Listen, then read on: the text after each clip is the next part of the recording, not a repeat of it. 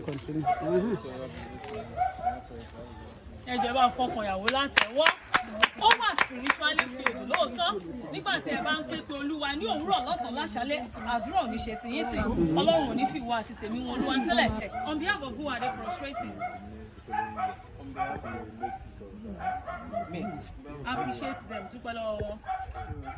Ó lè ṣe gan-an, you are friends indeed, kò easy. Ṣé màámi àti bàámi àbí gbogbo ẹbí bàbá mi late pastor Ọláwálé Pierce?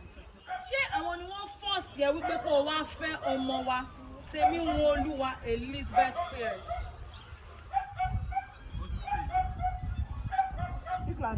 No, Oti. Ó ní Oti. Nítorí náà mo wá béèrè Elisha. Mo ní ṣó o bẹ̀bẹ̀ fẹ́ Temiwunoluwa Elizabeth ọmọ Pierce abó o bẹ̀bẹ̀ fẹ́? Mo bẹ̀bẹ̀ fẹ́. Pariwo kí gbogbo ẹbí mi gbọ́. Mo bẹ̀bẹ̀ fẹ́. Mo ní ṣó o lọ́ọ̀fù ẹ̀ abó o lọ́ọ̀fù ẹ̀? Mo lọ́ọ̀fù ẹ̀. Mo ní jẹ́jẹ́ lájókòó tó ń bẹ̀ẹ̀bẹ̀ yìí. Elisha jẹ́jẹ́ lájókòó. Jẹ́jẹ́ lájókòó tó ń bẹ̀ẹ̀bẹ̀ yìí. Tó ń bẹ̀bẹ̀ tó ń dọ̀bálẹ̀ fẹ́ mi wá. Elisha tó ń bẹ̀bẹ̀ tó ń dọ̀bálẹ̀ lẹ́lẹ́ wá. Jọ̀rọ̀ yẹn kò ní kó kẹ́rù tó mi àná. Elisha jẹ́jẹ́ lájókòó. Jẹ́jẹ́ lájókòó tó ń bẹ̀ẹ̀bẹ̀. Ọmọ wa dá abẹ́fẹ́ o.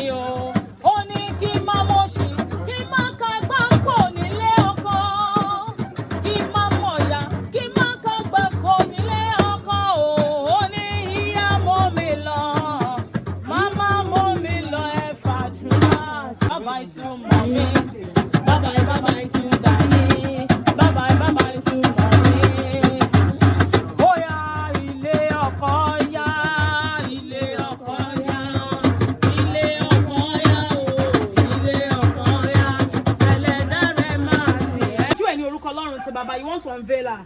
Àti ti ọmọ, àti ti mímí mọ́mọ́ ní ṣọ́ríjínà ni o, original ni o, ṣọ́ríjínà ni o, ó yá ẹ̀fún lówó original ni o, ẹ̀fún lówó original ni o, ó yá sọ pé is original, is original, is original, is original, is original, is original, is original, is original, original, original.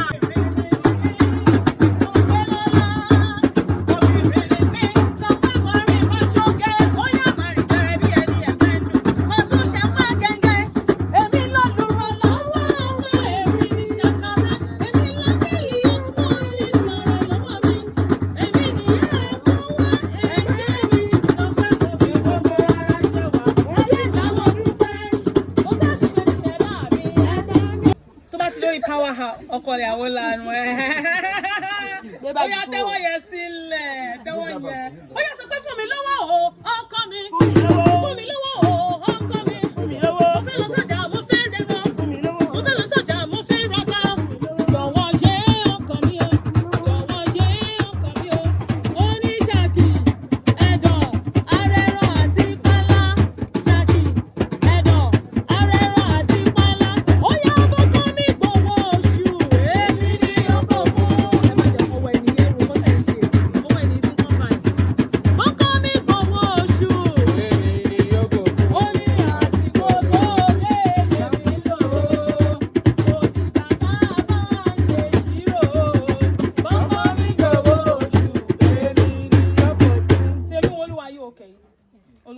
okay. Once the bride is okay, alága is okay too.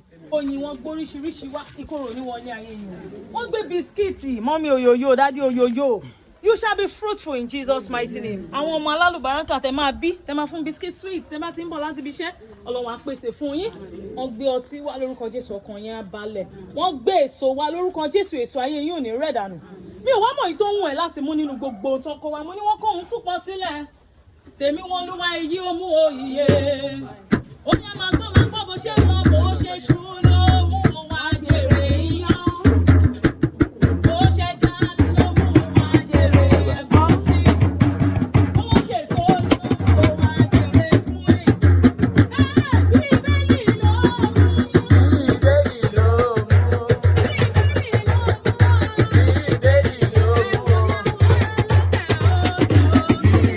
Ayọ̀ òrùka ìfẹ́ yìí sí mímọ́ ní orúkọ Ọlọ́run ti bàbá. Àtúní ti ọmọ, àtúní ti ẹ̀mí mímọ́. Bí òrùka ìfẹ́ yìí ṣe round tí ò lópin, ìfẹ́ yìí ò ní lópin. Jésù Olúwa wa. Ó yá Temiwunoluwa bá mi náwó òsì ẹ sí Elisha. God the Father, and of the Son, and of the Holy Spirit. Amen. Oh yeah, Elisha, peck the ring. Peck it. Oh yeah, Temiwunoluwa, you want to repeat the same thing. You want to reciprocate.